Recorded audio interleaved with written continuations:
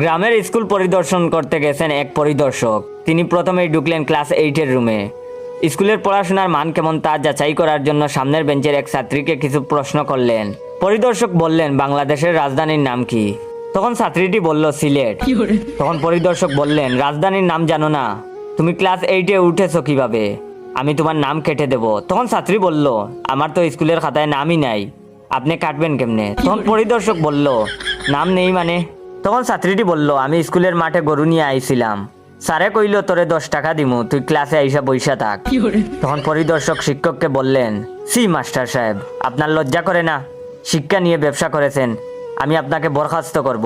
তখন তাচ্ছিল্যের সুরে ক্লাস শিক্ষক বললেন, আপনি আমারে বরখাস্ত করতে পারবেন না, আমি মাস্টার না, সামনে যে মুদি দোকানটা দেখতাছেন ওইটা আমার।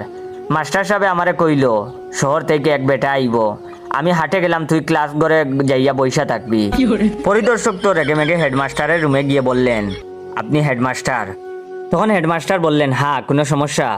তখন পরিদর্শক বললেন, কি করছেন আপনারা? এইসব নকল ছাত্র শিক্ষক দিয়ে স্কুল চালান? তখন হেডমাস্টার বললেন, আমি না, আমার মামা এই স্কুলের হেড স্যার, উনি জমি কেনা বেচার দালালি করেন, আজ কাস্টমার নিয়ে অন্য গ্রামে গেছেন, আমারে কইছেন পরিদর্শক আইলে 10,000 টাকার এই বান্ডিলটা দিয়া দিস। তখন পরিদর্শক বলল, এই যাত্রায় আপনারা বেঁচে গেলেন, আসলে আমিও পরিদর্শক না, আমার চাচা পরিদর্শক, উনি ঠিকাদারির কাজও করেন, তাই টেন্ডার জমা দিতে পৌরসভায় গেছেন। আমাকে বললেন, তুই আমার হয়ে স্কুলের পরিদর্শনটা করে আয়।